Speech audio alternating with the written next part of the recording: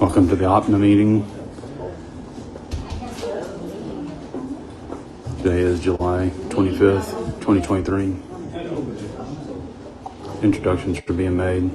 This video is brought to you by the San Antonio Family Association, sanantoniofamilyassociation.com.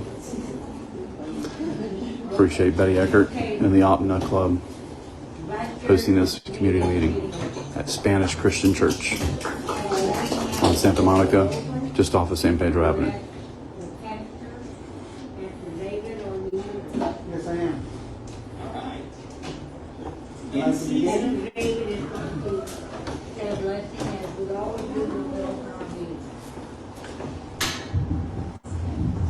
Well, I'm David Gutierrez. I'm the pastor of the congregation that gathers here. I know we don't have a sign out. One of the storms knocked it down, but we're very happy to host you all here this day. Let's start with a word of prayer. Dear Heavenly Father, we come before you thanking you for everyone that is present here. And Father, we're asking for your blessing to be upon us and for you, Lord, to cool us down. Lord, that you will give us wisdom as good citizens of this neighborhood, this area, this city, this state and this nation, gather, Lord God, to deal with issues that are important to us. Lord, that we will show respect, that we will honor one another, and there will be a blessed time together as we get to know neighbors and become friends. We ask your Holy Spirit to be in our midst. In Jesus' name we pray. Amen. Amen.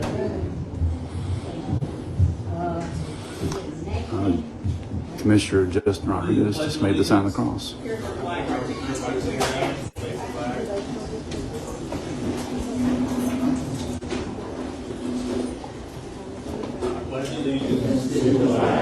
The United States of America, and to the republic which it stands, one nation, under God, indivisible, with liberty and justice for all.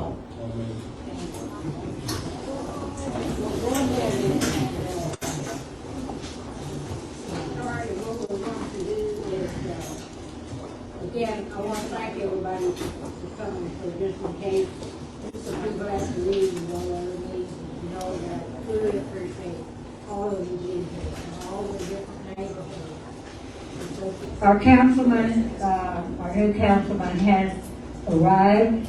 I hope that she will be able to stay a while because we've got her in a couple of places to see. So without further ado, we're going to skip the agenda. Tonight we will not be doing the minutes. There are many neighborhoods here that if you want the minutes, if you'll go back to the sign-in table and say you want one mailed to you, we'll mail them. And if otherwise, they will be put on the website for you to read. So they will be posted.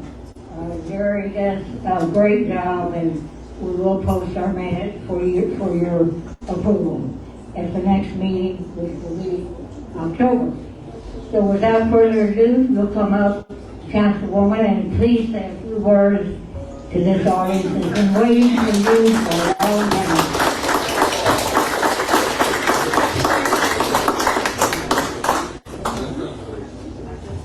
Thank you so much, Betty. Well, good evening. Thank you all for being here. We can't do this work alone, and so seeing so many of you engaged and being active in your community is really refreshing, so thank you for being here. I've had a chance to meet with, I guess, a lot of you now, and so many of you have heard my story. So I'm going to jump into some of the work that we're doing. So exciting. I have Maggie Morales on my team who's here. She's going to be, we just had a staff retreat yesterday and appointed neighborhoods. So she's going to be your neighborhood liaison.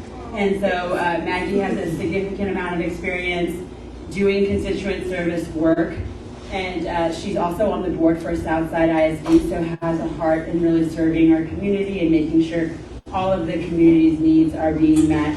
And so she is actually helping to launch our first event that we're hosting in conjunction with Commissioner Rodriguez and Representative Bernal, which will be on August the 12th from 10 a.m. to 1 p.m. down the street. It's a back to school fair.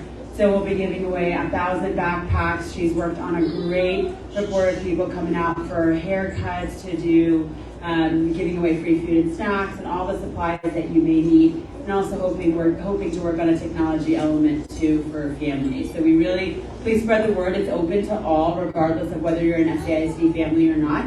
So anyone that really needs the help, we want to be here for them. The priorities that we had heard from the campaign trail is what we will be focusing on at the District 1 office during the budget, which many of you may know, budget season is right around the corner. So throughout the month of July, we've been doing a lot of listening and learning from folks at City Hall, because I spent 8 months in the community but didn't know what the city was already planning.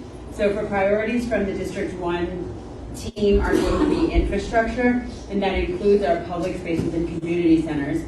One of the things that we're focusing on is specifically streets and sidewalks, so that if there are some in your area that you really want us to take a look at to see where they are on the timeline for getting addressed, or if we can prioritize them, please let us know, and Betty, you can gather those for us and get them to us.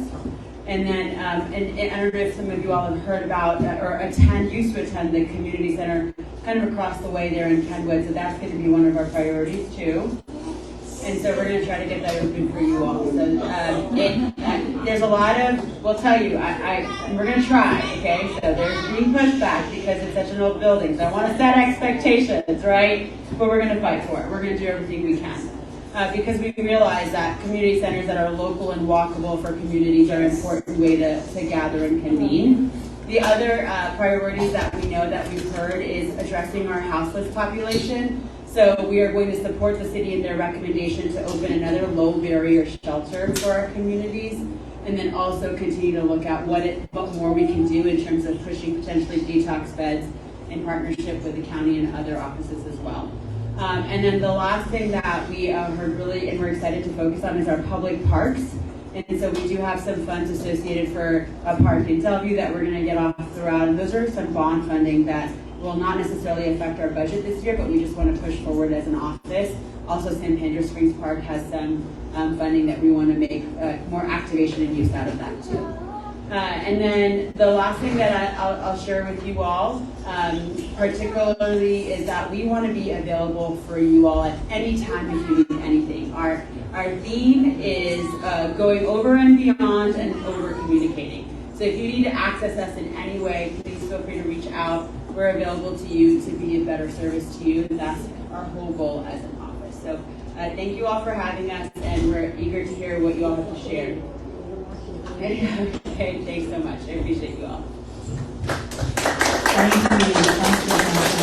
I hope you can stay because there will be some questions about some things. And next, I think we need to ask our commissioner to come and address the audience also on a couple of things that Bear County's doing or not doing, by golly. They're doing it. Betty always has to get a zinger in. I love her. Betty, thank you so much for having me. It's great to see everybody. For those that I haven't met, I'm Commissioner Justin Rodriguez, now going into, it's hard to believe, but year 5 as your commissioner. We kind of feel like we all lost some years with COVID. So it's been a little while since I've been in front of you. It's great to see everybody. As I mentioned, didn't grow up in Almost Park, Paris, but by virtue of marriage, my mother-in-law is still in Wildwood, so she's been there for 50 years.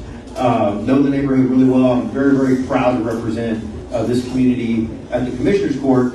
Let me also just take a few minutes or a minute to acknowledge and appreciate your new councilwoman. She's really hit the ground running, and as she mentioned, none of this work is done alone. It's a collaboration, and she's already reached out to our office, and we're, as she mentioned, working together on things that benefit our mutual constituents like you. So thank you, Councilwoman, for that. I'll also point out my chief of staff, Francesca, who's here, one of the problem solvers in our office, and then Alex Inskeep in the back. He's our intern. He's interned for us the last couple of years. He's getting ready to go off to law school. I tried to talk him out of being a lawyer, but he's leaving us to the University of Denver. So Alex, thank you for your service to Precinct 2. As the councilwoman mentioned, our budget cycle runs parallel to the city. So the county cycle is happening as we speak. Over the next 6 to 8 weeks, we will be formulating the county budget adopted in mid-September. Our fiscal year begins October 1st. A little bit different from the city in that the county is an arm of the state, so we are only authorized to do what the state gives us authority to do, and about almost 90% of our budget is statutorily mandated. And so that means we have to fund the courts downtown, the justice system, the district attorney's office, the sheriff's office. We've got responsibility for the university health system. And so we, despite the mandate, we have to figure out the best way to prioritize those dollars. We will be putting more sheriff deputies on the street this cycle. I'm only one vote, but I feel pretty confident public safety is a high priority, not just for you, but all of the unincorporated areas that are growing outside the city limits. So we'll be adding more sheriff deputies there. We're always putting more money into behavioral health and substance abuse. We have a facility in my precinct, the jail, that's filled with about 4,600 inmates, some of whom, a significant number of those, probably shouldn't be in the jail, need some kind of help, either substance abuse counseling or some kind of mental health counseling. And so we're working on adding more beds so we can address those issues. One of the things that's universal when I go out and talk to neighborhood associations, by the way, thank you for your commitment to the neighborhood association. I always like to tell folks, and I know there's some folks here from the Jefferson area, I started as president of the Jefferson Neighborhood Association, so I know the value that comes with neighbors coming together, keeping communities safe, making them stronger, so thank you for doing that. But I know that as I go from neighborhood to neighborhood, irrespective of whether you're inside 410 or in the unincorporated areas growing outside 1604, that property tax issues are significant. They're compounding. We know that the legislature is addressing that. Having served there, that's a tough deal. But I know they're addressing some of that, and you'll be voting on that in November. But we at the county last cycle gave the 20% homestead exemption on the county portion of your tax bill. And then just last month, we asked University Health System, a different taxing entity on your tax bill, to implement a homestead exemption that will be adopted by the Commissioner's Court here later this summer. So we're trying to give relief as much as we can at the local level. We know that it's harder and harder to pay that tax bill, and we hope in conjunction with what the state is finally doing, and you'll be voting on in November, we'll see some significant tax relief. So yes, round of applause, not just for me, but for tax relief, right? The last thing I'll say is, I know that you're going to be hearing from Via here shortly. Leticia Vashik, who I worked with when I was on city council, she was our city clerk. I know, and I've heard from Betty and I met last week, and Jerry over a cup of coffee. I know there's a lot of questions with respect to Via and what they're doing. Let's all have a respectful conversation, and you'll have questions. I'm sure that we don't oversee Via, nor does the city. We both have appointees, but I know any questions that you have, please let us know. I will give you, Betty's got my cell phone number. I'm going to give you my number as well for anybody that wants to take it down. It's 210-718-1379. 718-1379. So if there are questions that I can help facilitate answers for that you don't get tonight, I'm happy to do that. Right? Are we good? All right. Thank you very much, guys. Oh, I can't leave? Oh, okay.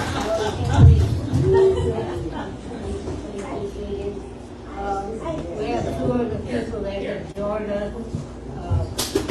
All right, we have two of the people that have joined us, Leticia. Leticia's here? By golly, we have made it. Okay, I appreciate that. You can come forward, Lisa. We're going to talk about being a little bit, not yet, but come up so we can introduce you and tell them what you're doing now. And then also in the audience, we have another person that's quick speaker after this, and it's Mr. Chris Dalton. I think he's here. Yes, he is. If he's here, I'd like for him to say just a couple of words online, because we've got a heavy agenda, so we're going to have to move a little more quickly. Then we'll get moving. but I'm going to want him to say something, just a word or two about seniors.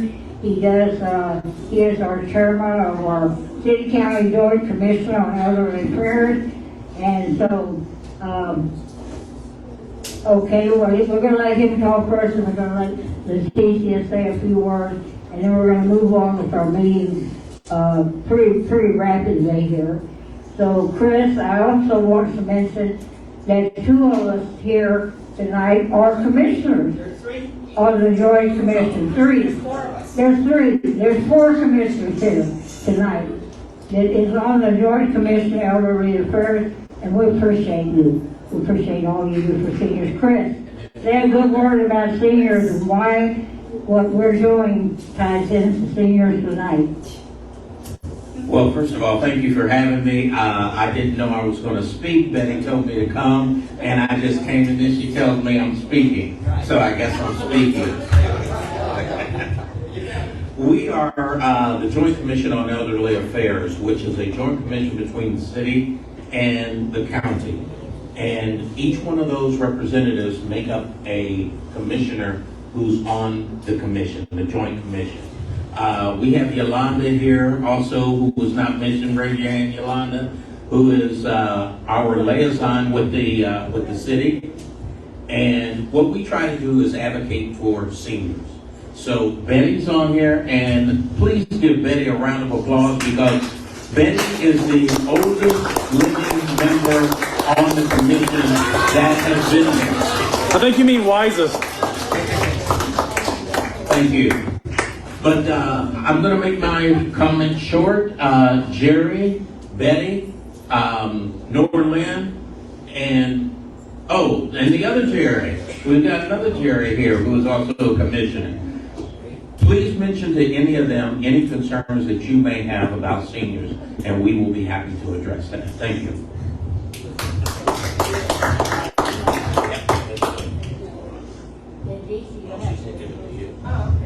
Betty makes the rules, I guess. Okay, that's good. All right, hi everyone, I'm Leticia Bostic, and as Justin mentioned, we used to work together when I was city clerk, and now I'm in a different role now, so I'm with VIA, and I'm the manager of external relations. So, thank you for being here tonight. Everyone should have received this handout as you walked in. It's green and white, and that's the name for the new line, the Green Line. And so let me talk to you a little bit about the Green Line, and that's why I see a lot of people wearing green tonight, right? So the Green Line is going to be a new advanced rapid transit line that's going to run from the airport. It's going to catch ISM, come down on San Pedro, all the way to downtown. Oh, well, I'm sorry. Okay, so you called me up here. Okay. I wanted to know who you are and what you do. Okay, I think I'm finished. Thank you, Betty. Okay. The next thing on our agenda, actually, I hope I get this right, is our Kenwood Community Center, and we have two people here tonight. We have Jessica,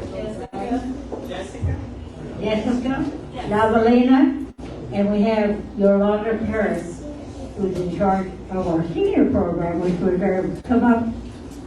Yolanda, we do a lot of work with Yolanda and this lady here, much appreciated. We're going to go ahead and get into the VIA part of our meeting. If I haven't gotten off the agenda. Okay, we're going to get off on Kenwood. That is the community center, and that's what I would like to have them address tonight. Thank you. Thank you, Betty. And I think most of the folks in the room know about the Kenwood Community Center. I'll give a little brief background and I'll be quick. It is a facility that was constructed in late 1960s, early 1970s. It's had a number of foundation and drainage issues over the years. We recently closed the center in December of 2022 due to some foundation issues that were actually made the facility hazardous for us to continue operations.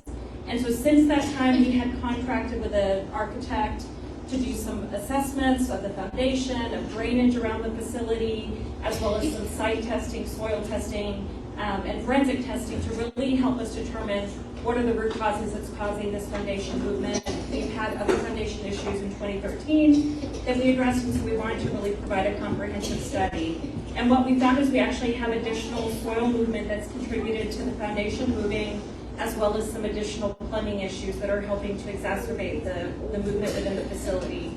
And so we do have an assessment for initial repairs, but we really are looking at being very strategic, understanding from the councilwoman as well as the committee how important the Kenwood Community Center is. We want to be strategic in looking at what we should do at the facility to help mitigate future foundation issues that we might have.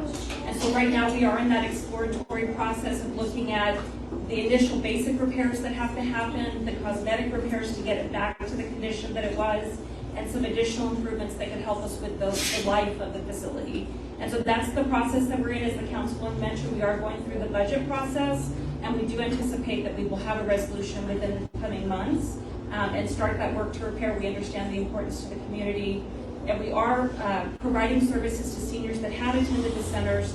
We're providing transportation to take them to other senior centers. And if there's any concerns related to that, we're happy to work on improving those services, the transportation, and access to make sure that we're providing continuing services for those that we're attending. Happy to answer any questions, and we'll be available after the meeting as well. Is there any questions about getting the center open or? Okay, go ahead, please. Yes, ma'am. I was just curious. Can't hear you. I was curious. You didn't engage a structural engineer. You engaged an architect. You planned more design. So actually, we engage an architect, but they also contract with structural engineers as well as forensic individuals who do forensic testing. So it really was a robust site assessment, and it employed multiple agencies, but under the umbrella of this architect that we had on call. Yes, well, sounds like the same foundation problem. Stand up, please. Yes. The center is suffering from the same foundation problems that most of Loma are suffering. Welcome to San Pedro Ave. Is there any way to get a copy of the report of the? Yes, we're happy to provide that. That's public record. So we'll leave some cards at the back, and if you'd like a copy of that report, we're happy to provide it. But to your point, so yes, there's some soil issues that are contributing, some plumbing issues due to the age of the facility and drainage. Raise your hands if you have soil and plumbing. And then there's a railroad that's near the facility. Which brings up another item. A few times we've had. Many people raise their hand.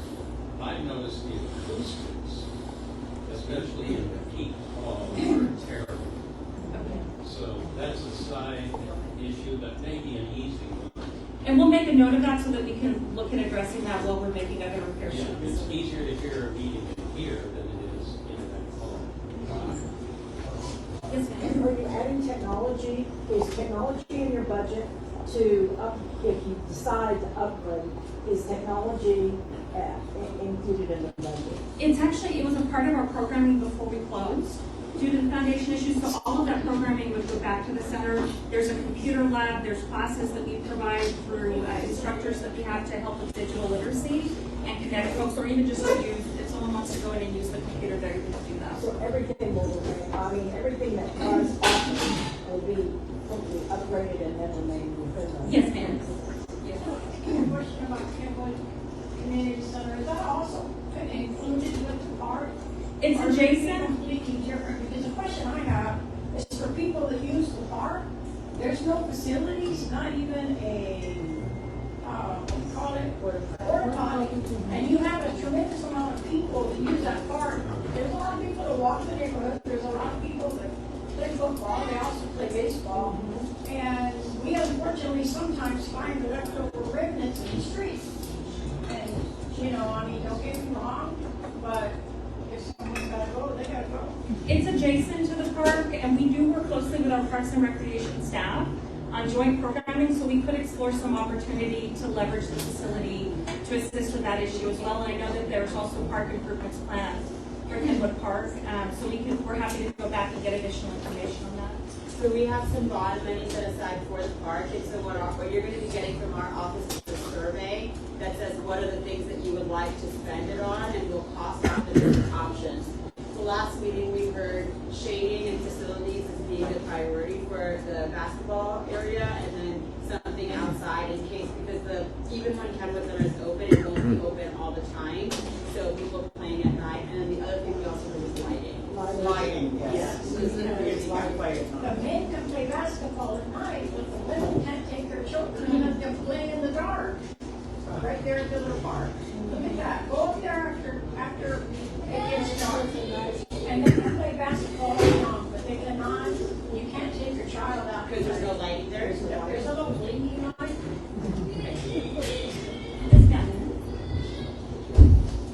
Are there any plans, I know you said you're looking to return it to what it was before, technologies and services. Are there plans to improve upon anything that would actually make it a draw for the community? And right now, which are kind of separate, some people do utilize it for good purposes. There's also a lot of bad things that come on there. Would the budget allow for something to be more positive impact to the community and draw people in? So we also asked at the last meeting when we were there, we asked, would you prefer us, because right now what the budget that they told us is about $2.5 million just to get it up and running. Anything, even that amount of money is a very large capital project, and anything bigger than that generally has to go into a bond because we just don't have that amount of funds set aside.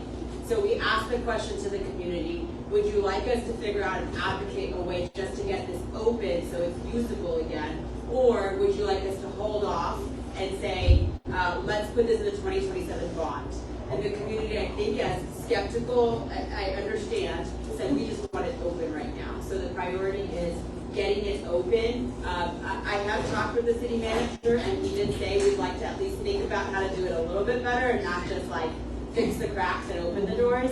So, but we have to first see how we can cobble together some money. The council office has some funds. We have these bucket of funds called CIP funds that are allocated, that we have the ability to allocate. And so we have already told the city we are willing to put some of those funds in there just so we can get it open and usable. But I don't think you could, it's not going to be a brand new facility. There may be some improvements, but definitely not anything like major that you would. Thank you, Councilwoman. And just to add, so aside from the actual facility improvements, we also have programming funding that we invest for the services that we provide there. We go through a community input process to determine what services are going to be offered at what sites. And so there's opportunity for you all to have input in that. If there's something that we can bring that would draw more members to come once we reopen, we're happy to explore that.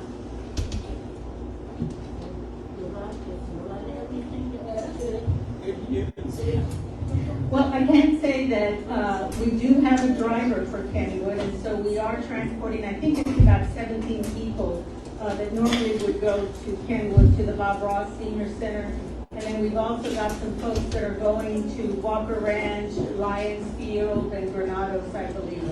So there's almost 30 of our older adults, our senior centers that attended the center, that are going to other centers and receiving services. And we did hear, we've been talking about how we can shorten that time or give seniors a time frame, right? So of pick up and drop off. Well, actually, what's changed, Councilwoman, is that we now have a driver just for them. Okay, great. Before, we had the other senior centers were picking up their folks along with the Kenwood, so it's extending the time. Got it. So now they got their own driver, which is doing just Kenwood routes. Awesome. Thank you. So they are picking up, if I understand what you just said, that we are picking up seniors At their home. at their home. Right. We're picking up 17. So I can be picked up, is that right? If you want to go. Well, okay, if I want to go to Walker Ranch, can I go to Walker Ranch? I can have you picked up if you want to go to Walker Ranch, but it will not be the Kenwood driver, it will be the Walker Ranch driver. Right now, I've got the Kenwood driver picking up all the Kenwood people they want to go to Bob Ross, so I want to take them where they want to go. So that's where they want to Betty, go. I'll take Of course we want to take it. We wouldn't go any other place. But the other thing I'm asking, we have a limit on the amount of miles that someone can live. Yes, that's So- correct. So you're saying, well, my neighborhood is my neighborhood eligible to go to walk around or not? I have to determine whether it's within the 5-mile radius. So we've got a 5-mile radius, so seniors can't go where they want to, yet we're sending seniors 15 miles away. So anyway, that's just my 2 cents. I know the city would send for me, but there are other seniors besides me that would like to go to our new beautiful Walk Around. It's a gorgeous place with a lot of amenities, and so nevertheless, the seniors in this area need help as well as other people. I think that there's many more than 17 or 20, but nevertheless, we'll address this as we go forward. Get the center open, get some type of program going for both the seniors and the children. You don't even have a children's program there. And I think that falls under y'all also. And we don't have that, and it's very important. I want to thank both of you. I think the world of the Department of Human Resources. You know, I've worked with them for 20 years now, and do appreciate you. And I know that I am old, and I know I am a pain, but nevertheless, I do appreciate all of you and your kindnesses and so forth. Let's just go forward and get our seniors and our kids taken care of in the Kenwood Community Center. Get that center open, and not only that, but the residents that live there. That center was built for them, and we need to get the center open. I'm hoping that we can do that. Thank you so much.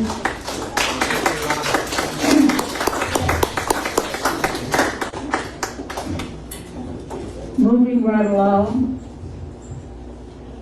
and I do appreciate the Department of Human Services leading. As you know, nobody worked for 20 years on something, and I appreciate it. We talked about the Kenwood building. We're hoping that our councilwoman will be able to help us to get our center open as soon as possible. It needs to be open. Like I say, move right along. We're going to go into the Via Rapid Transit. And we did invite Tom Marks and Leticia Vachek. She is here, I believe. I hope she didn't leave. She is here. But what we're going to do before she speaks and tells us the program, we're going to have some speakers tell her so that she will know what we feel the problems are. Our questions were not being answered in the past. The only way to get them answered is to call people here, and that's what's happened. The different neighborhoods have come and have concerns about what's going on. So we have a few people. I'm going to ask you to limit what you're saying, what these speakers are saying because of time. But please, let's let Leticia know and then let her come up and see if she can address some of them and tell us how we will be able to solve. I'm going to call you by name to speak. By the way, you're being recorded for a couple of reasons, because I don't hear good. But I can play the recording later, and I'll know what you said. So, just want you to know. Is Daddy here, Daddy Cooper, from Ridgeview. Daddy, I've got you on there first, if you want to go first, or if you'd rather wait. Go ahead, do it. Whichever way you would want to take. We've got Danny, Patrick, Ernest, Lydia Rodriguez, Lisa Talley, and Patty Gibbons. So you're on. You've got to tell them where you're from. Everybody introduced themselves earlier. So you're on, Danny. Thank you, Betty. My name's Danny Petrie. I live in District 1. I've lived here all my life, pretty much. raised on 119 off Maria, then on 115 Springwood, and now I live on Villa Vista. So I'm District 1, and I'm in the Ridgeview neighborhood right now, association. So I wanted to talk about a little bit about the rapid transit. And so I've lived here all my life. I've rode the bus, went downtown to school, and so I'm okay with riding the bus. I think it's a great thing to have, the bus system. But however, I do think that my mom said this to me just now before I came in here. She says the ART system is going to divide our city. And she said, let them know that. And because we just talked about a community development center, and you're going to have half of San Pedro that won't be able to get to it very easily because we have dedicated lanes and buses going down the center of it. And so I feel like we've been not heard by VIA. When I've gone to a couple of the meetings and nobody takes notes, nobody addresses, they don't really take notes and go back and talk about how we can resolve some of these issues. And the last meeting I was at, Bravo was there and he was taking some notes, so I was impressed with that. But we're not being heard, and when I finally asked the question last time was, if 90% of the people don't want this, that live between McCullough and Blanco, then would you not do it? And the answer was, I don't know that we can do that. Okay, so that really means they're not responsive at all to the neighborhood around here.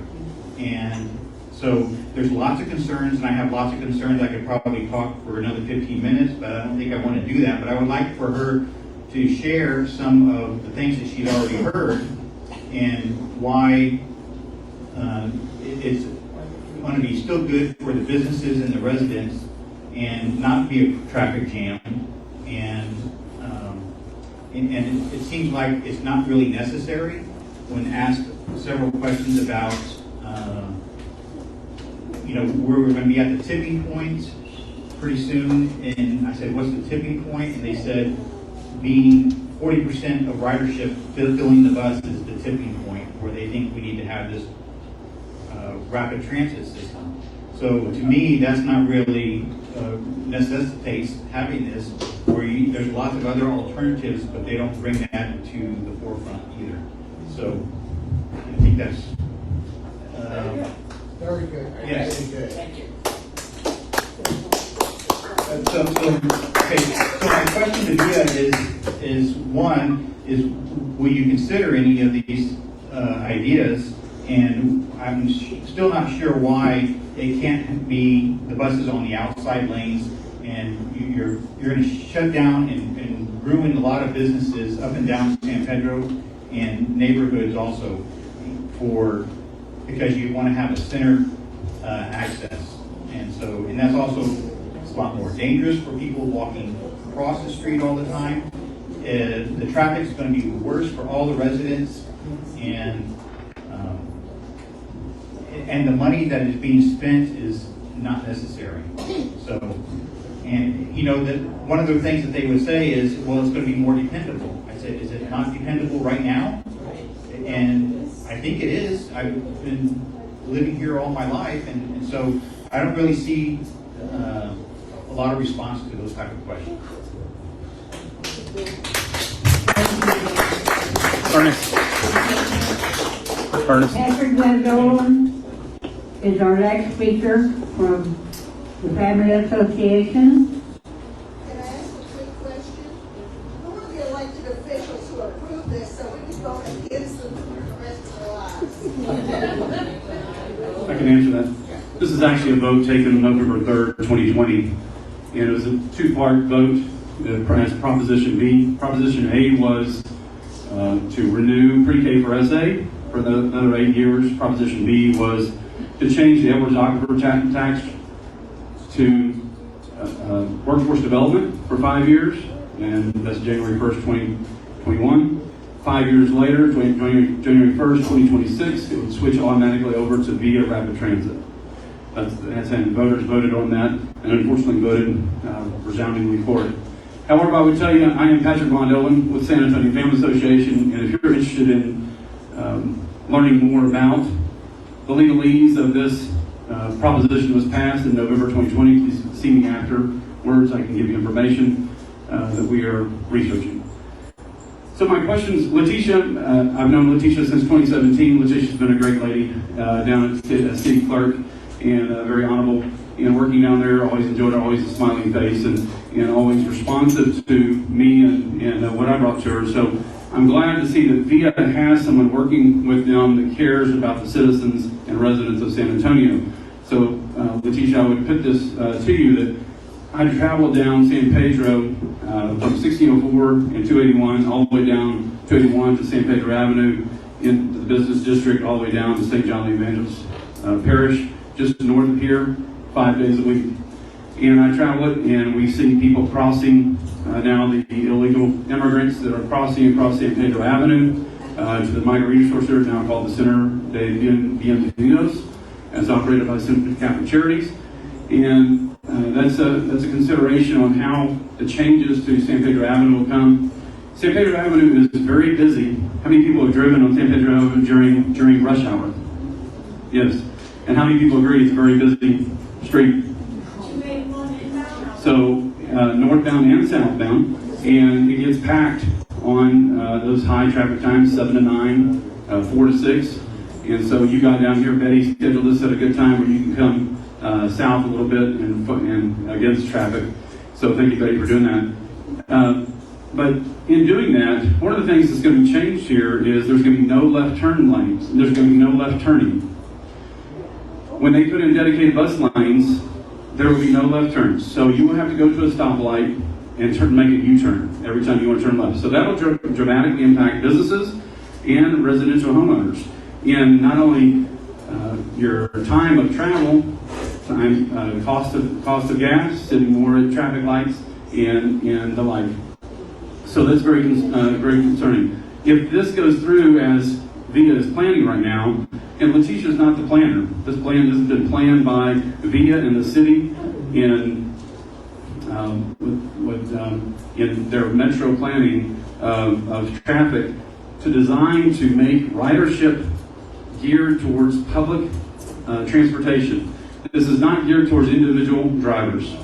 This is a dramatic change and shift fundamentally in the city of San Antonio to change it towards favoritism, towards public transportation at the expense of all individual drivers, and at the expense of all business owners along San Pedro and residential property owners. So I would encourage you to look into that more. So Letitia, another question I have is how will this impact San Antonio Police Department, San Antonio Fire Department, and response times to emergencies? Because there will be 3 lanes, what seems like, based on keepsamoving.com, please, keepsamoving.com is the website for VIA Rapid Transit, is that there will be 3 lanes taken up, dedicated. The center lane will no longer be a turning lane, it will be a pavilion lane, and then a northbound and southbound lane on either side. That takes San Pedro Avenue down from 7 lanes, as it is currently in some places, down to 4 lanes for all individual drivers. That's a significant change in the motor operations for transportation and impacting, again, gearing it more towards public transportation, ridership of VIA, forcing us out of our cars into buses. So I'd like you to address that. Then also, how many how will it affect the bridge at Hildebrand, especially when it goes down, when San Pedro goes down to very tight 5 lanes, and 2 on either side, 2 now northbound, 2 southbound, and a turning lane. It gets very skinny. And then what arrangements have been made with business owners in either compensation, notification, eminent domain issues? How has that impacted the business community? So for more information, my name is Patrick Von Dillon. We work at the San Antonio Family Association, sanantoniofamilyassociation.com. And again, if you're interested in more of the legalese, what's going on here, and interested in learning more and about that, then please come see me in the back. Thank you. Thank you, Betty. Thank you so much, Patrick, for the first day. And to the Lord, thank you. seniors definitely would be ADA compliant, I wonder. The next person up is Ernest Salinas. And he is the president of the Bellevue Neighborhood Association. Thank you, Betty. My name is Ernest Salinas. The I'm railroad in Dillon bridge is area. only 4 lanes. And as this via It's not. rapid transit What's starts that question? blooming, I'm getting a lot of questions. One of the questions that I always get is that, well, it's got to get approved by the state. Well, I just talked to Diego Bernal's office today, and that's not true. It's not true. So the state is not involved in it. And I believe that, I spoke to Justin earlier as well, and so we kind of have to have, people don't want, some of the businesses that I've talked to on San Pedro don't want it because they don't want to get involved with that construction. They don't want any part of what's going on in St. Mary's. They don't want their businesses to suffer. And like this gentleman earlier that stood up and talked that they don't want to hear anything from us, I'm hearing the same thing. They're telling me nobody's listening. We voice concerns and we're not listening. As far as the traffic, there is going to be more traffic because Pat just mentioned, you're going to have to, if you want to take a left on your street and it's blocked, you're going to have to go up several more streets, take another left and another left, so another U-turn to get to the, so if that does not impact traffic, I don't know what is. It'll benefit Via because Via's got to go straight ahead, back and forth. But we, the taxpayers, who have to pay a registration fee to drive on these roads are going to be impacted. And as far as eminent domain, last meeting we had, that the committee organized with Via, they said there would be no eminent domain. Now, I've seen some draft papers now that are stating that eminent domain is listed on it. So we need to keep an eye on that as well. Thank you.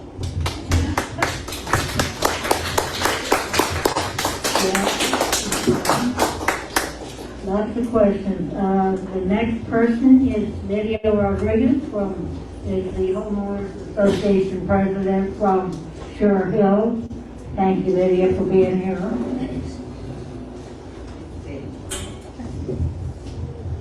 Well, my main concern with this, there's a lot of issues. I'm really against it. Can't hear you. Lydia Rodriguez. The microphone to your Microphone up. Okay, like that? No, all the way up. Okay. There you go. Okay. All right. So my part in this, I don't like the plan at all, period. But I'm very concerned about seniors, especially if you're handicapped in some manner. And there's not going to be any police or anybody there to help you. And you know, how long does the traffic stop at the lights for you to get to that center island? And this is my concern. I see a lot of, I live behind the HEB at Ave in San Pedro. And people that live in our neighborhood ride their electric chairs to go to HEB or to the drugstore or whatever. And how are they going to get, if they need to ride the bus? It's just very dangerous because there's not going to be any help at all. That was one thing that was told to us. Nobody's going to be there patrolling the area so that if you run out of, the light changes and you're halfway, what are you going to do? Here, you know, you can barely walk, you have a cane or whatever. And that's my concern. And nobody ever gave me any kind of an answer telling me that they would, you know, help these people that would have something there. Nothing. It's like they never listened to us. Very true. And so that's why I'll do anything I can to prevent this from happening, which I know I'm just one little person, but we have to do something. Thank you. Thank you, Lydia. Very important information. The next person is a very special person. Lisa Teller from North Central Neighborhood Association, and she is the president and very active in her neighborhood. We truly appreciate all these neighborhoods being here tonight. Yes, I'm north central, so I'm down by, my borders are Blanco and Jackson Keller, up to West Avenue, and then down to Bassey. And, when I heard about this, we voted for it. Evidently, whenever you vote for something, there's a charter that goes along with it, and I guess on the charter was where this was planned. I never read it, I would have never voted for it.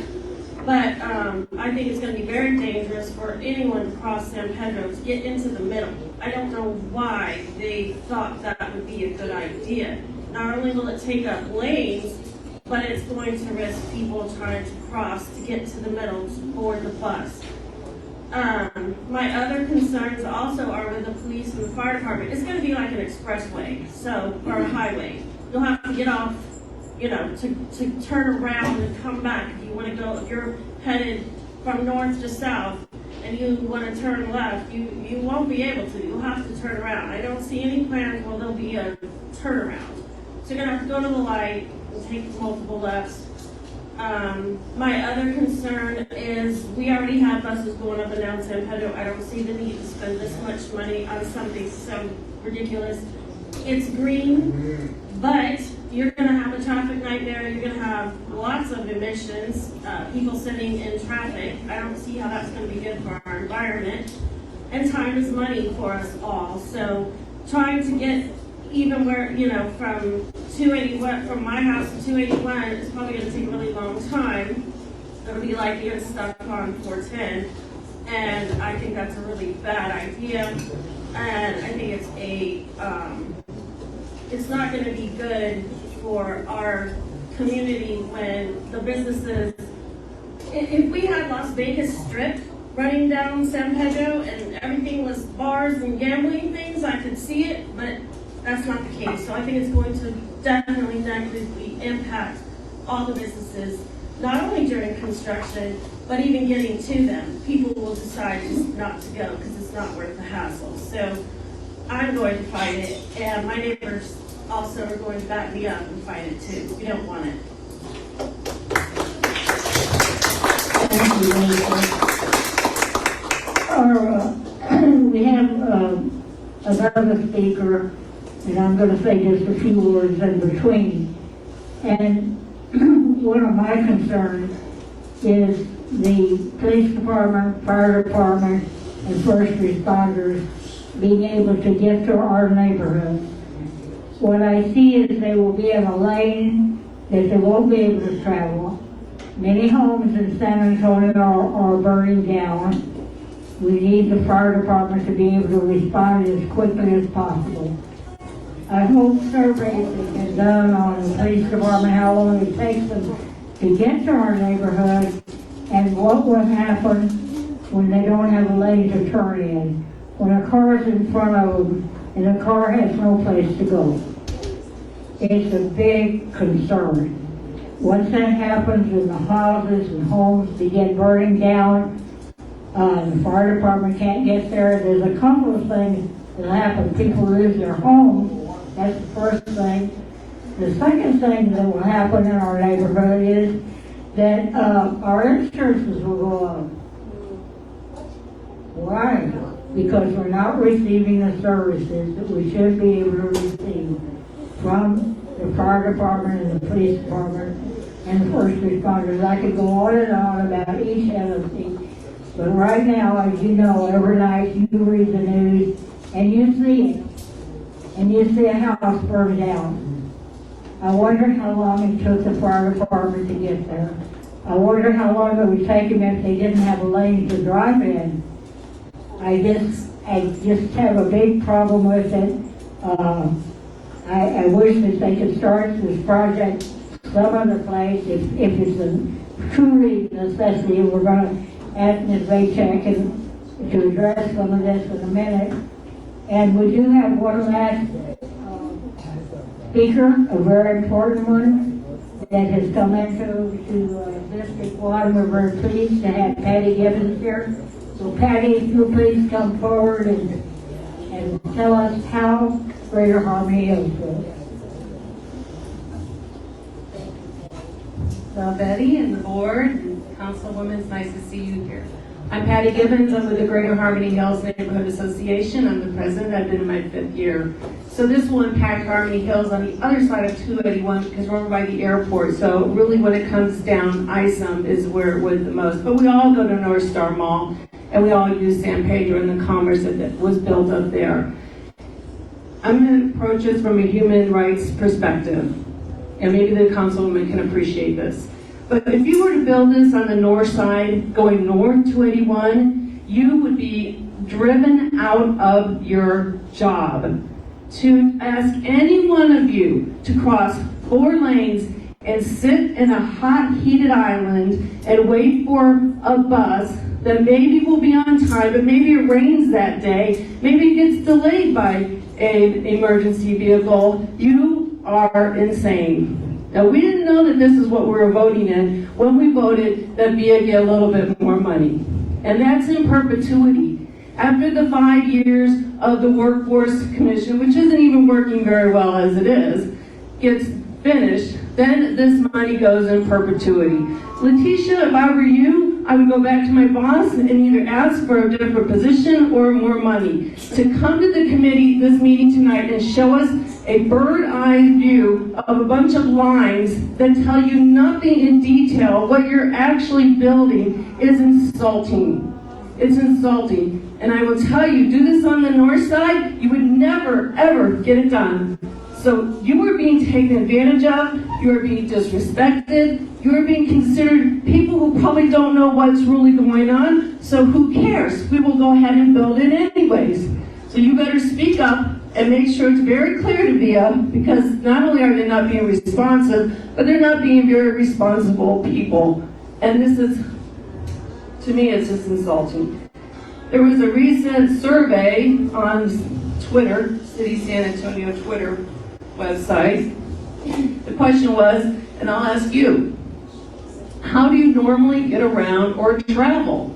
How many in this room normally get around and travel by car? Raise your hand. By car. All right. How many of you normally get around, say you're going to go to HEB, by walking? How many of you normally get around by using a bike? How many of you normally get around by taking the bus? One. I mean, should I drop the mic for you, Letitia? Because nobody has heard any what was just not said to you. They don't ride the bus. Now I get it, you got a really good pocket full of cash. It's just jingling away. In fact, they don't have the money yet because the Workforce Commission hasn't ended. Where did they get the money to continue and move? The federal government has granted it over to them. So you all need to get active in your communities. You either come and glue yourself to San Pedro Avenue to make it very clear, you're insane and you've insulted us. Because none of us are going to walk 3 lanes over and stand in a heated island and wait for your bus, hopefully, to go and take us down the street. No one will. I can't. I can't do that in a shop HEB. So my question is, why have you insulted these people, Letitia? Why have you come into Delview and Ridgeview and Shira Hills and insulted them and made them feel like you think that they're pretty dumb people, that they really don't know what's going to happen here, so you're just going to build this thing? Because if you had built it on my side of town and we're on the north side of this district now, it would not survive. You would never build it. In fact, you built a parking lot over at Stone Oak and 281. And here's what they did, because they make no money. So you can either park at the airport if you're going to go travel, and it costs anywhere from $10 to $30 a day. Or you can go to VIA, park for free, and they'll shuttle you over for $2.50.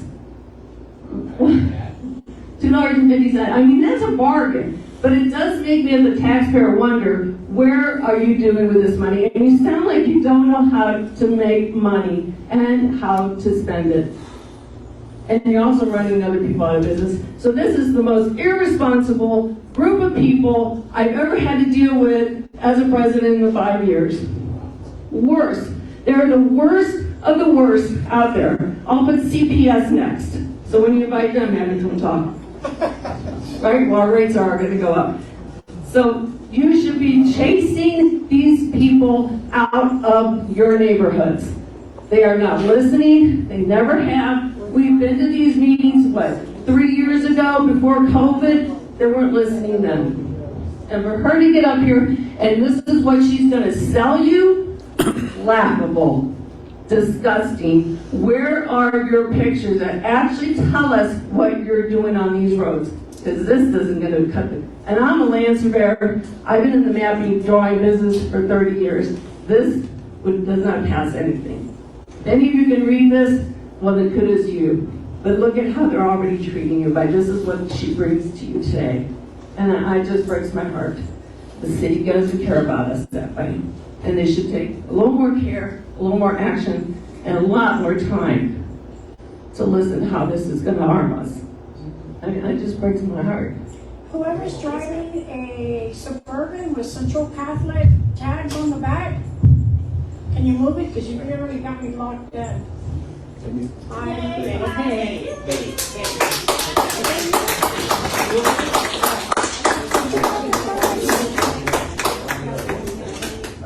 I think the councilwoman and I have to get to another meeting, but I'll stay for a little bit. I just wanted to mention, because Leticia's here because Betty and I and Jerry met last week. They wanted somebody to be here. So Leticia's here because I insisted someone from VIA be here to address our mutual constituents. So all I'm asking is, I haven't been involved in these plans. I know that Leticia has not been involved in all of the engineering. What I understand is this does not go into effect until 2027. So that's 4 years from now. I think I asked her to be here to listen to the concerns.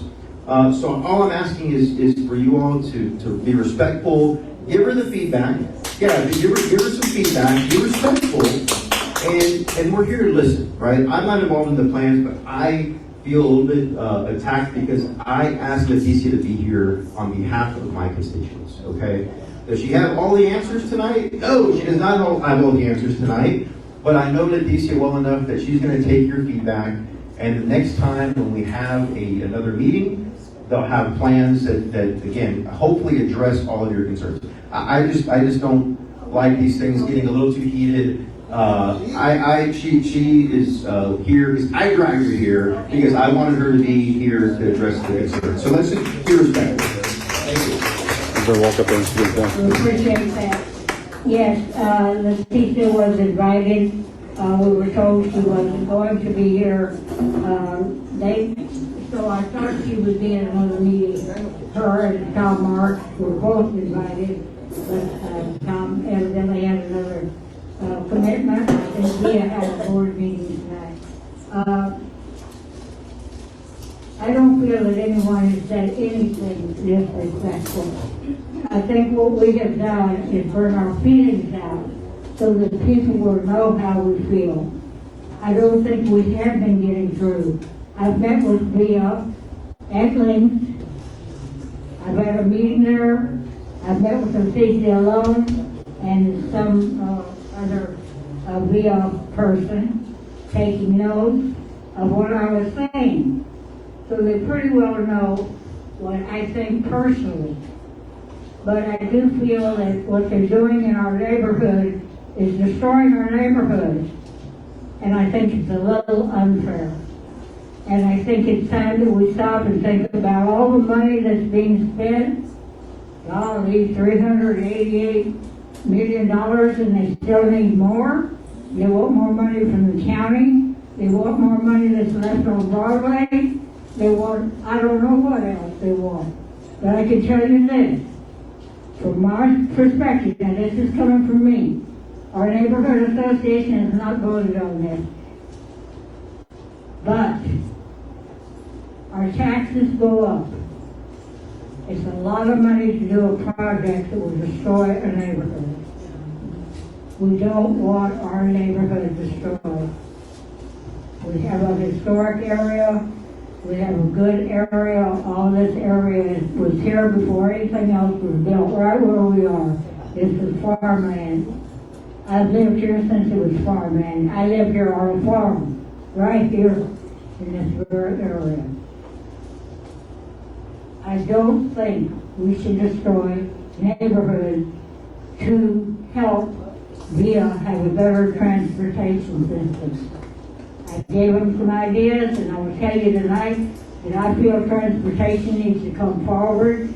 We need to have door-to-door transportation from VIA so people can get to where they want to go, and when they want to go, and where they want to go.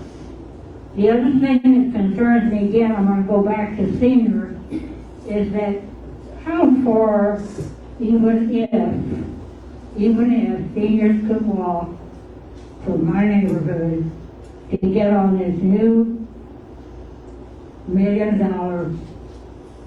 bus, I'm wondering, how safe would it be? How many handicapped can get on there and walk? They can't. These are older neighborhoods. Please respect us, Rita. Please understand that we want our neighborhoods too. I wasn't going to speak tonight. I'd already told our board that I would not be addressing, but I feel that it's important. You're here. I want to thank all of the neighborhoods that have got involved. I hope that you'll wait. The next meeting will be larger. I will guarantee you. And it will be a larger place. Hopefully back at our center. We'll see what happens. We appreciate this church allowing us to be here. But again, I want to say, there has been nothing disrespectful said here tonight. And so, I don't appreciate somebody trying to, no disrespect to you in any way, the city of Baytech. I've known you most of my life. You are respected. I'm just hoping that you will understand where we're coming from and why, and help us in this project. That's what we need, is help. We got one person in the back. You want to come forward and say something? I just wanted to say. We can't hear you. I just wanted to say that our respect for her has nothing to do with Via's disrespect for us. That's right. And don't forget that. I know several other people have questions, but one of the things that, out of the last meeting that I went to, I felt like if we voted it in, we can vote it out. And I think it's very easy, and I think the city should know that that's a real possibility, and VIA should know that also, because it would be very easy, I feel. I've talked to lots of neighbors. I've lived here forever. I go to church here in this area. We're all from here. It'd be very easy to get the signatures to put this back on the ballot. And I think they need to know that, and the city needs to know that. And so I just wanted to share that with you, that we're very serious about this. So. I think Jack has a question. Thank you. I have one quick question. For the council. Speak up.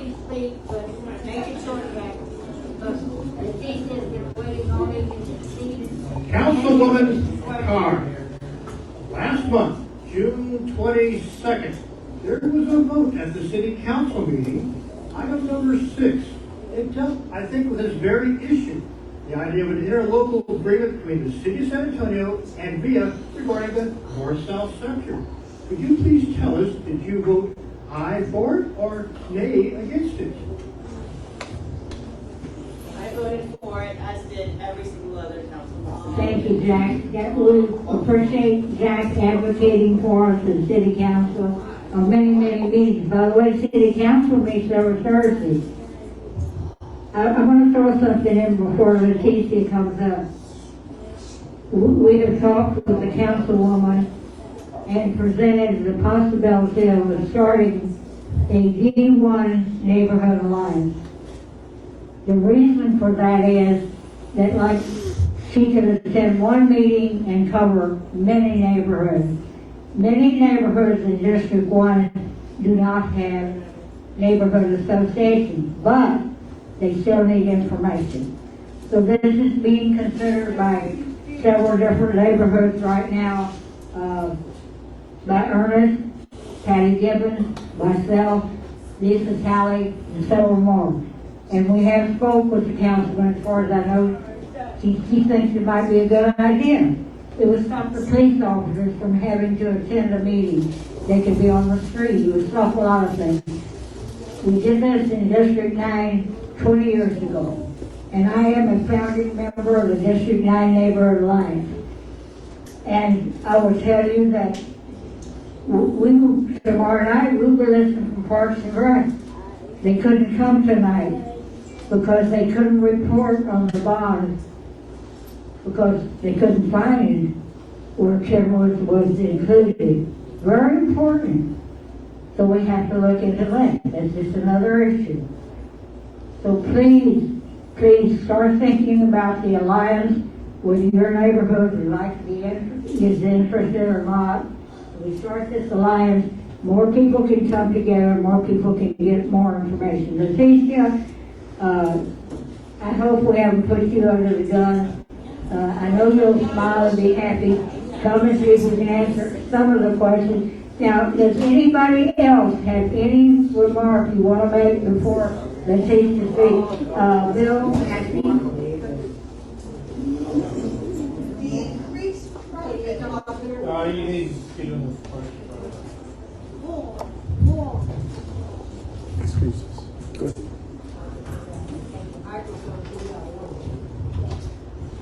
The increased traffic on McCullough around Rusty Lions Park, how many more children are we going to see killed? I know at least 3 in the last 18 years. Thank you. Of course, traffic over there. Kathy and Bill have been residents for very, very long. Norland, would you like to come step forward and say something? Thank you, Betty. This question was raised to me. She's still a youngster, really, but she's really feisty, and I like that about her. She's really a ginger at heart, okay? The question I have is, what is the impact going to be upon San Pedro Park and Creek? This is actually where San Antonio was founded, the very spot. And it's over there by the college, Alamo College District out there. San Antonio College. Yeah, San Antonio College, okay, sorry. It's actually the oldest park in Texas. And it also is the second oldest in the nation, second only to Boston Commons. And we know what happened there with the American Revolution. It was founded on May 14th in 1716. So the city has put in millions of dollars to restore the sepia there, and just to, in general, to restore that park and bring it back to the beauty that it hasn't had in a great while. So I'd like to know what the impact is going to be upon the park. Thank you, Norland. Okay, Leticia, you're on. Here's the microphone. Please talk into it so I can hear you.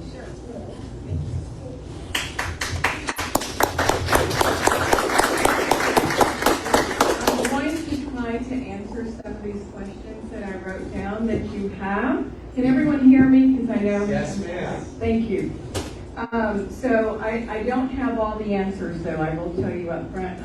As Justin mentioned, I'm not an engineer or a planner or a surveyor, Patty, sorry, but I do have your coffee mug on my desk, and I use it every morning.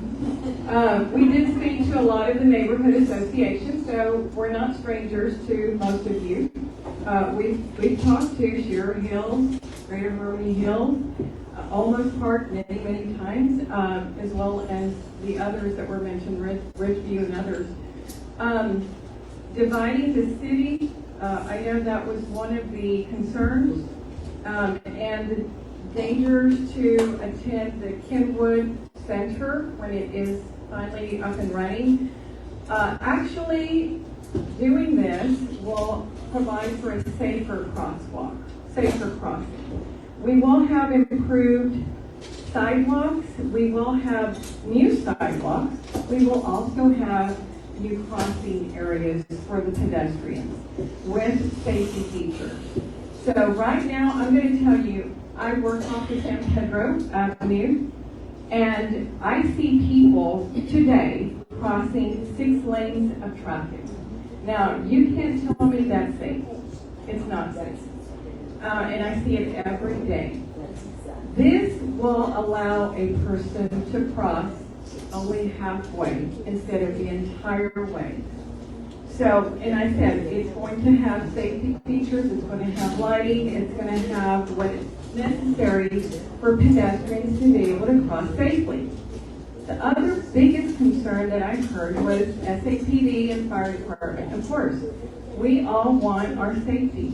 That's safety first around here with police and fire. The lanes will provide for first responders to utilize the lanes designated for buses. They will have priority. It sends a signal to emergency vehicles so that they have the right of way. Everyone else will be at a stop. They will get to go. So that is utilized everywhere across the nation.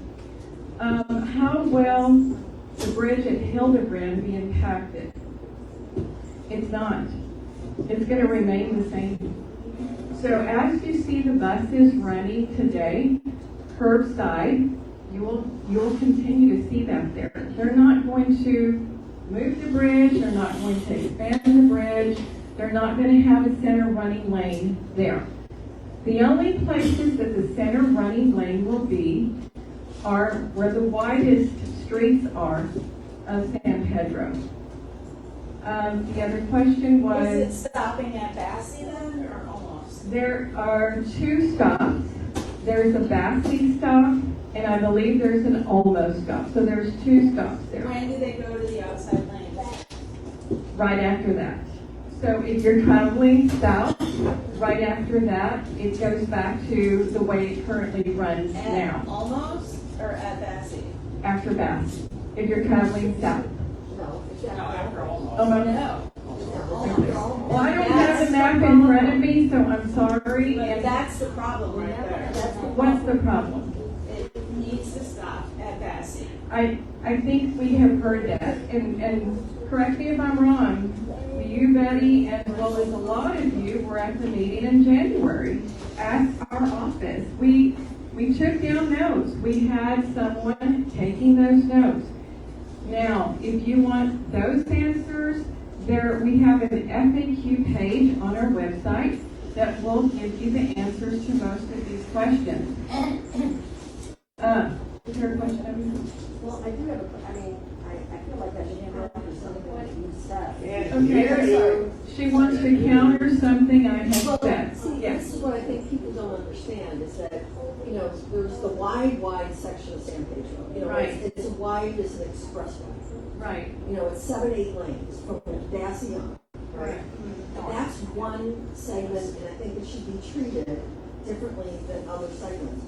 When you get south of Bassie to the Rag underpass, there's only 5 lanes.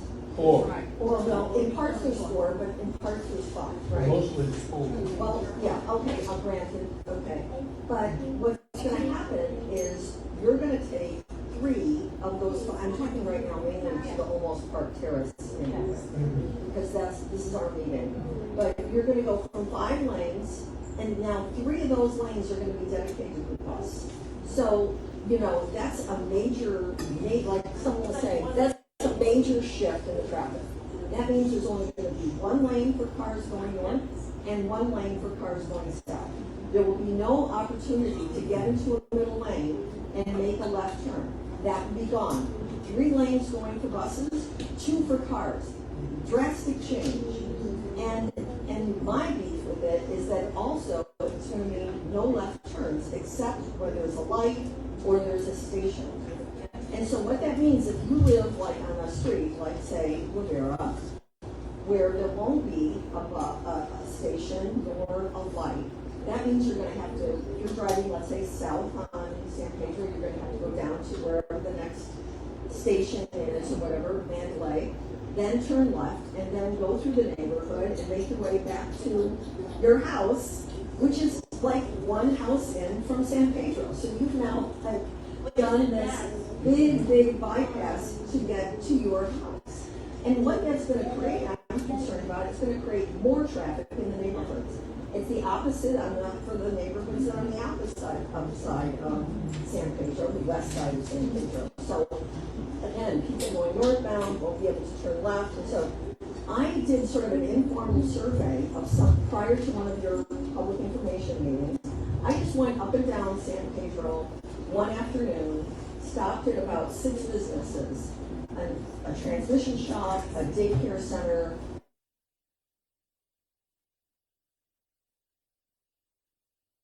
One thing I just want to mention, when we get to Monte Vista though, Okay, the stations I will be. think I have the floor, right, Betty? Yes. Well, I'm just pointing out that in Monte Vista, they're gonna get their stations on the side.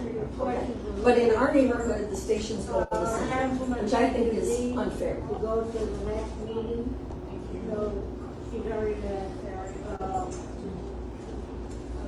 Okay, so I'm gonna continue. There's just a couple more that I can answer. The others, I have jotted them down, and then we will get answers to Betty. Betty, you can disseminate that information. Does that work? If you've got a question, ask the question or something. As far as the buses, What is our councilman to address this when she got through?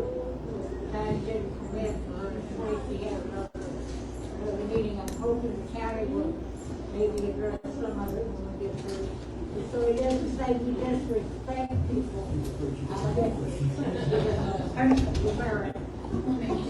Okay, so as far as ADA compliance, the buses are and will be ADA compliant. So they will actually be level boarding so that folks in wheelchairs can easily board, and there won't be the need for the current riser that the buses have.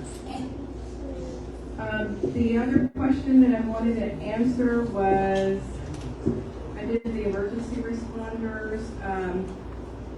The other questions that are on here, I don't have answers to.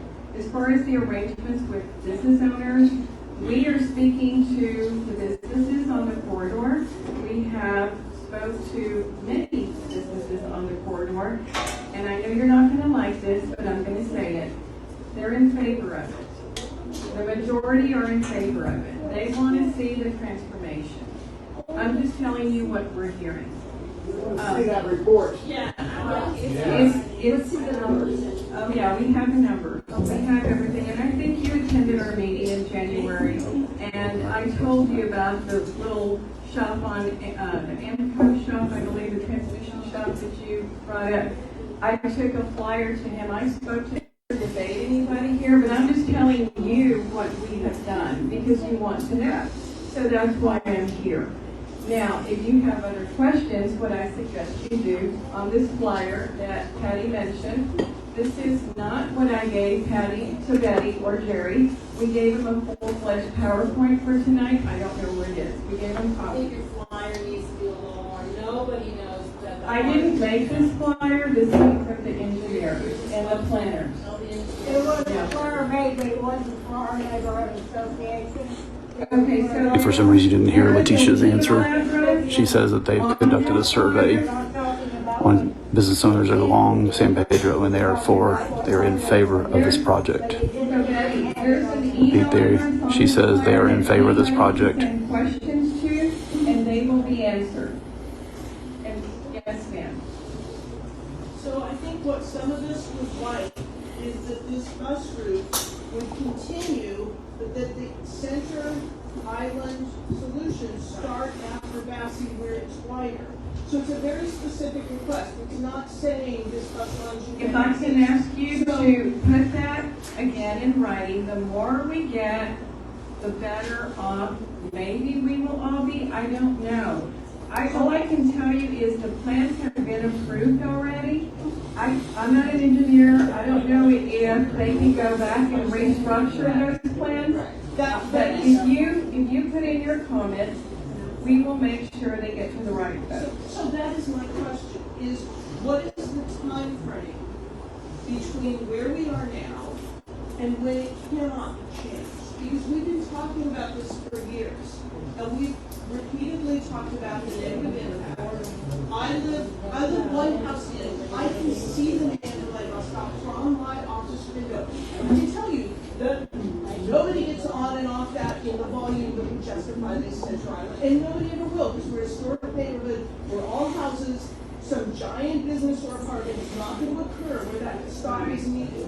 So I can just tell you that if we know what the timeline is to change it, then that will help us to be more effective in. We can find that out, and Betty, again, we can send that to Betty, and she can send it out to everyone. Thank you. Thank you very much. Yes. There in the green. You have said that these plans have been approved. Correct. Does that approve, make it etched in stone, non-negotiable? That's one question that I don't know, so that's why I'm telling you to submit your comments. Certainly, we are now and in the future will have plenty of money to reverse the trends. Any occupation has to be open by door. There was another question. No, go ahead. I have a tangential question about McCullough.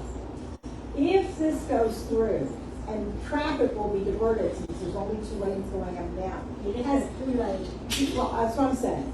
Has anything been done around thinking of the future of McCullough?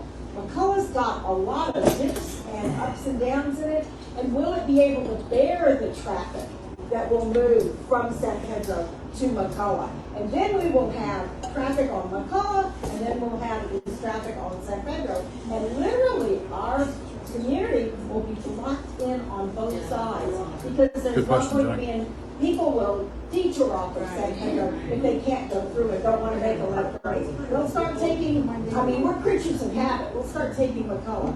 So you're going to have to invest in keeping the streets in McCullough up, paving, curbing, all of that stuff. So it's not just San Pedro if it goes through, it's McCullough on the other. And are there any plans for that? Is there any money for that?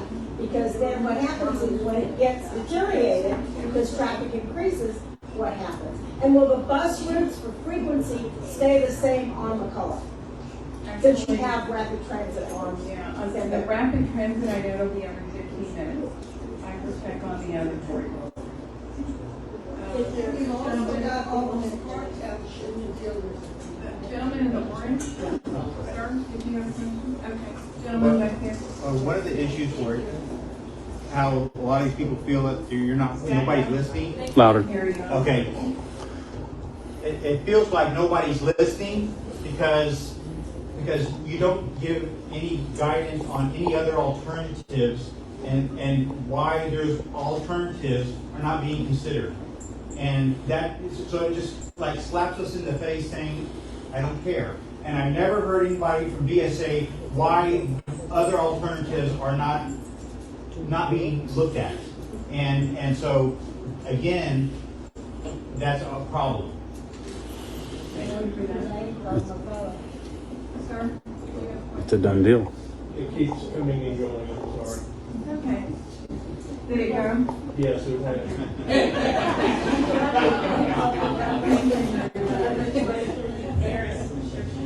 Would there be an opportunity for the planning team to possibly go back and reconsider at least our neighborhood that will be hit so hard?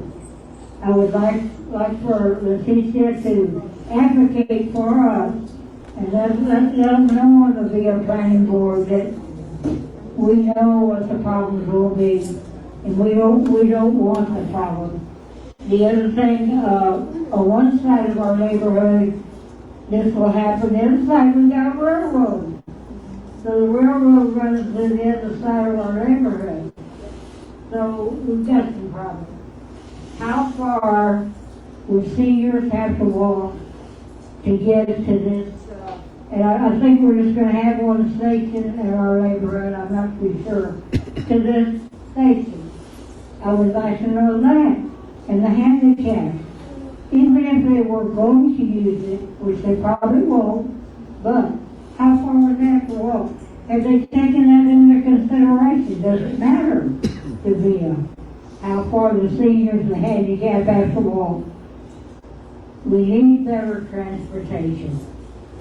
We don't know where the stoplights will be. So unfortunately, we don't know where we have to travel. And I was telling the city council, if I wanted to go downtown, I don't know how far I have to travel north to go south to get to a city council meeting anymore.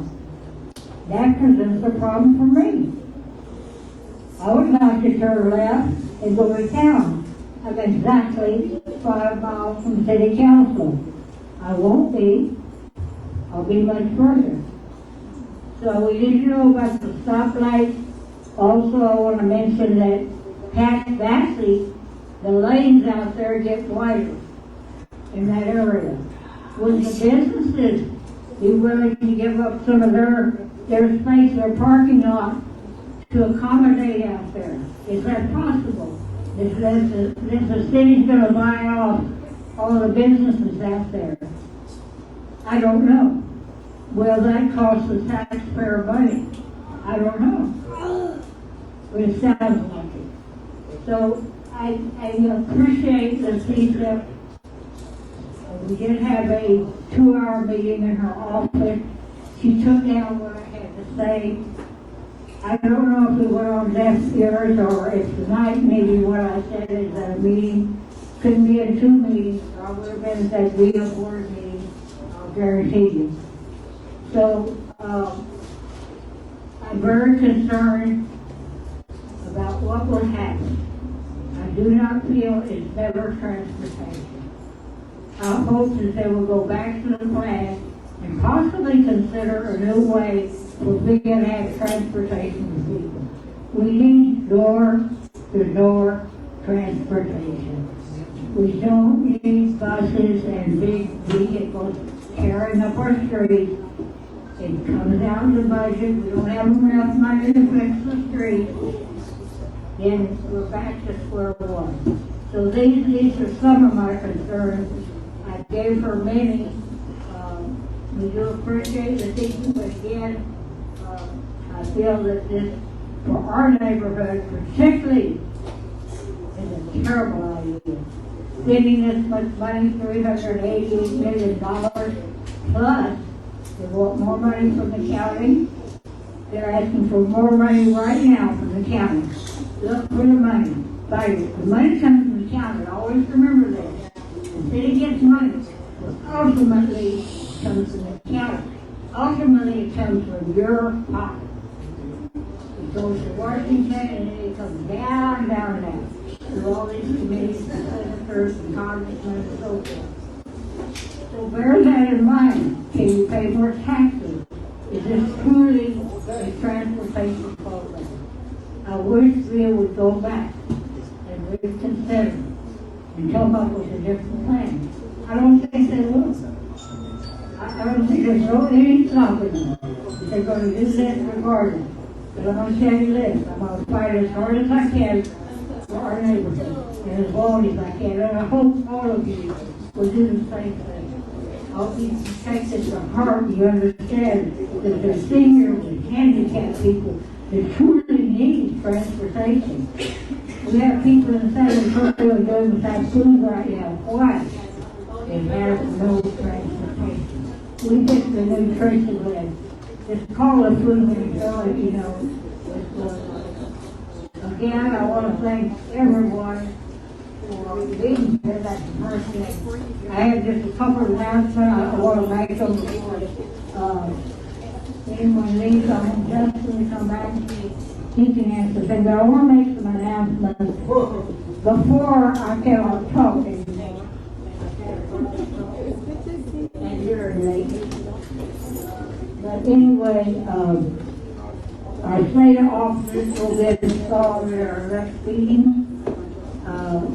The officers that have served us last year, I can't say enough thank you to you, especially to Jerry, Raymond, who's so sick right now, Terry is taking over Betsy's place this next year. So we'll be voting men. I want you to know about that. We will have a function. Our next meeting will be, and I had the date here, I think October 2nd, it'll be neighbors to neighbors. What an appropriate thing. This is neighbors to neighbors right now. The lady sitting in the back, I can't thank them enough. One lives that has property in District 1, one doesn't. They're in another neighborhood. I can't thank Lisa, particularly Patty, for standing up, for letting people really know what we're thinking. For Ernest from Delview, from all the neighborhoods, I can't thank you enough. We will be calling another meeting. I can't thank the church enough for letting us have it here. So I just all of you, I want to thank you. There's a budget Thank you meeting. for being present. There's a budget meeting for District 1, budget meeting. October 3rd. I announced it. I just got you saying it. The budget meeting, August is 16th. 6:30 p.m. Go on that dinner. Oh, I'm sorry. There is a District 1 very important announcement. Thank you to my secretary and my vice president. Wednesday, August the 16th, at 6:30 p.m., there will be a District 1 budget meeting at the Candler Physical Education Center, 1819 North Main. I suggest you be there so you can tell them what we'd like to have in the budget or not have in the budget this next year. I was hoping the councilwoman would address VIA and would address the budget a little bit. I'm going to ask Justin to come back and say a few more words on the county, and we've got just a few more answers. Just one second. We're 8:03. We're not past our time, but it's 8:03, so just a little bit longer. Leticia, thank you, thank you, thank you. I look forward to working with VIA, and I hope they look forward to working with us. Thank you. Thank you, Betty, and I will be very brief. Listen, Leticia, thank you for being here. I know that the role was to kind of help facilitate some answers. I didn't realize that you had all these separate meetings already. But again, I think there's never enough public input. So thank you. I know you're going to take that back. Yes. So yeah, as will I. And listen, I didn't mean to call Patty. I didn't mean to call anybody disrespectful. I've been doing this a long time, and we always agree on things, right? But it was just a reminder that civil discourse is what we, I think, all expect, and I think we had a good meeting tonight. So, Betty, thanks for hosting this. I gave my cell phone earlier. Let me also give my email. It's pretty simple. It's just my name, justin.rodriguez@bear.org. If you have questions for VIA, you can send them to me too, and I'm happy to facilitate and get some of these questions answered. To correct you, Betty, VIA has not made a formal request from the county for dollars. It's probably coming, and in all transparency, they're going to need money from the feds, from the city and the county to complete this project. So it's important that I get your input too, because look, I mean, frankly, it's leverage for us to say, look, we're not going to do this as the county unless you address some of the concerns that my constituents have. So please send those in to us as well, and we'll do our best to get it addressed. Okay, thank you guys. Thank you, Mayor. Thank you. I forgot one person on this agenda. My secretary just told me, is Catherine Hernandez here? Or did she leave with VIA? Is Catherine Hernandez here? Catherine Hernandez from the city was supposed to speak. I am so sorry. We should have spoke a long time ago. We needed you. This is Catherine Hernandez. Please don't leave, everybody. Very important. Thank you, Betty. I'm Catherine Hernandez. Jimenez. I'm with the city of San Antonio. Some of you might seem familiar to you. I used to be in Development Services Department, used to oversee zoning. I'm now the interim director for our city's transportation department. We work closely with VIA. So I was here, I took notes, took questions. We'll coordinate with VIA on getting answers to you guys. So rest assured we're listening. And as this project moves forward, again, we'll take those concerns, see what we can address, and see what we can't address. But at least give you the answers that you need as to why or why not. So again, I'm here representing the city, our city's transportation department, and Catherine Hernandez. Thank you, Catherine. I was hoping she had she should have been up here to answer your questions. I apologize. Patrick? Can I ask you a question? Yes? What's the impact of the vote that happened in June that Jack Finger referred to that the council passed a unanimous vote regarding VIA Rapid Transit in June 2023, last month. Can you address the impact of that in the city? So typically when the city works with outside agencies or organizations on processes or funding agreements, we enter into agreements. This is what's called an interlocal agreement, and it has to be approved by council. So council approved in June 2 interlocal agreements. Basically, they're overarching agreements in order to work with VIA on this project. The first agreement was entering into agreement of how the project for the north-south line will be reviewed by the city. So there's a lot of different departments that are involved, like with any construction project. Whether it is, because again, they're using our right-of-way, so it's public works that's involved. And then there's permitting processes for shelters, so development services is involved. So that's what that agreement addresses on the north-south line. Again, an overarching agreement doesn't go into the details of how the project is built. The second agreement has to do with the funding that they talked about earlier that comes in later in FY26 based on the vote that was taken. So that was that agreement and how that plays out, but it doesn't go into effect the funding that is until FY26. So after that, what we're working on with VIA is several sub-agreements where we'll work on utilities related to the project and a lot of other different factors such as transit-oriented development, as well as other things. So those agreements will happen as well. But again, it's a standard procedure that we do as a city when we're working with outside agencies. That was what the interlocal agreement was. A question.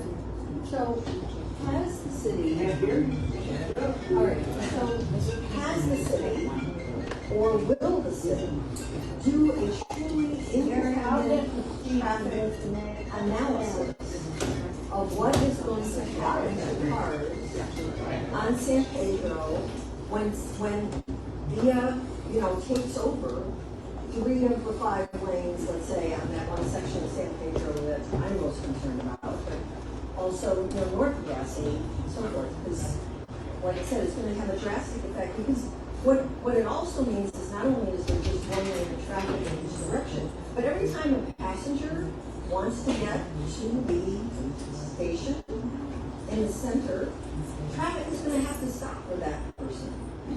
And when they get off if you're going to have these hordes of people using the green line, as VIA predicts is going to happen, it's going to be like super popular, right? That means every time someone is going to the bus or leaving the bus, traffic in that one lane and traffic in this other lane is going to have to stop to let that person cross. So not only are you losing the left turn lane, you're losing 2 lanes for traffic, and you're going to have to stop every time a bus passenger wants to get to the station or back from the station. So, that's going to mean a lot of stop and start on San Pedro. And I just wonder what a traffic engineer, what would a truly independent, critical traffic engineering study say about this? And the other thing is, I think someone brought up McCullough. If you've ever been on McCullough around 5 o'clock, it's also backing up, right? Because if there's any slowdown on 281, where do they go? They go to McCullough. They get off at Bassey, they start going down McCullough. And you'll see, around the traffic circle, right here at the, if there isn't a Union Pacific train of 100 cars long going there, the number of people backing up, trying to get through the circle, and trying to get through the light at Hildebrand, because there's not a lot of right turn lanes or left turn lanes there. It's a very tight, small intersection. And then when the private schools let out, like around 3 o'clock, 4 o'clock, you can hardly get on McCullough or get off McCullough. And so, like, if all this traffic is going to say, okay, San Pedro's back up, I'm going to come through the almost Park Terrace neighborhood, and I'm going to go over to McCullough, that's already jammed. And I imagine the same thing's going to happen to people who are going to go over to Blanco. Because they're not going to sit on San Pedro with one lane of traffic and wait for all these bus passengers getting off. I just really would wonder what an honest to goodness traffic engineering study done with a critical eye, not to just support what he has already dug in and decided, which is, that's my problem with Thea. They're very dug in already. I'll make sure that question is too with these guys so we can answer when that happens. Yes, miss? I have a light concern. So y'all said y'all would increase the amount of light on San Pedro. San Pedro is like famously known for very brightly lit. If we were to increase the lighting in that area, how do you foresee that impacting our grid if we have another freeze? So, I'm not an expert in the type of lighting that's used. I mean, obviously, we already know increased lighting along corridors does make it safer, especially at night. We know that we've identified several corridors in our city that does need increased lighting. We'll get that question back because we'll contact CPS to see what kind of, I think they use like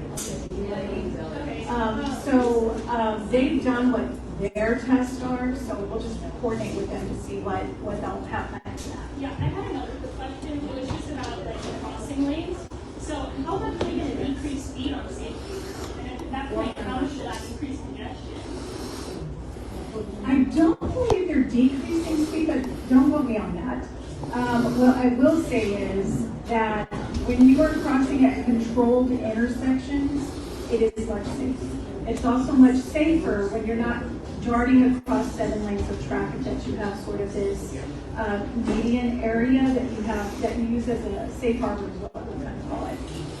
So again, that's a good question, whether or not speeds will be decreased and how does that help with pedestrian traffic, motor vehicle traffic, to make sure that people cross safely. But that is one of the things that is part of that, and actually one of the things that was referenced in the interlocal agreement is the city has a Vision Zero program where we're aiming towards 0 fatalities. And so with Vision Zero is a lot of pedestrian safety countermeasures that are utilized along those streets to make it safer. So again, that's part of that agreement, which we'll address as we move through the design process for this one.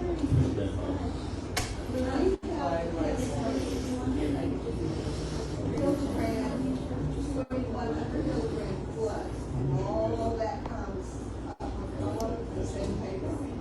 But when it comes so far, San Pedro, golf course, it floods.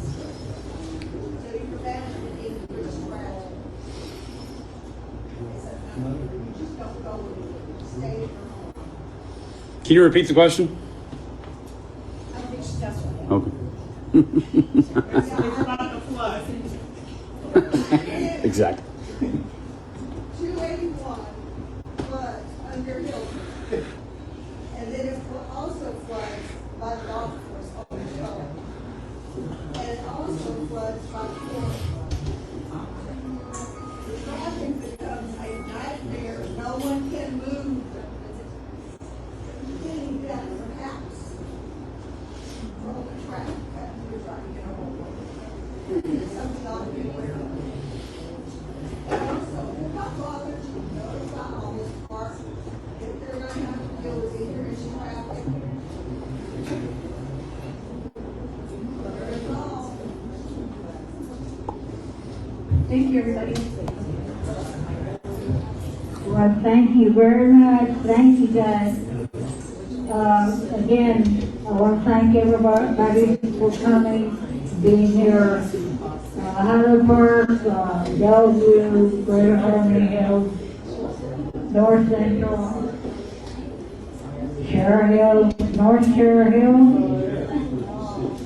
and Bridgeview Neighborhood Association, all of you. Thank you to Benji, and thank you to Lucas out there. Neighbor.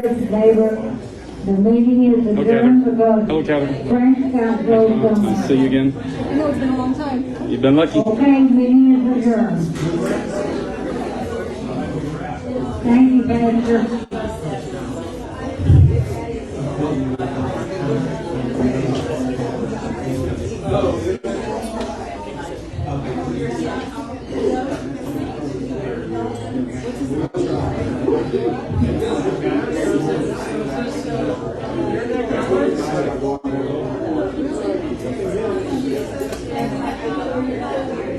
Gentlemen,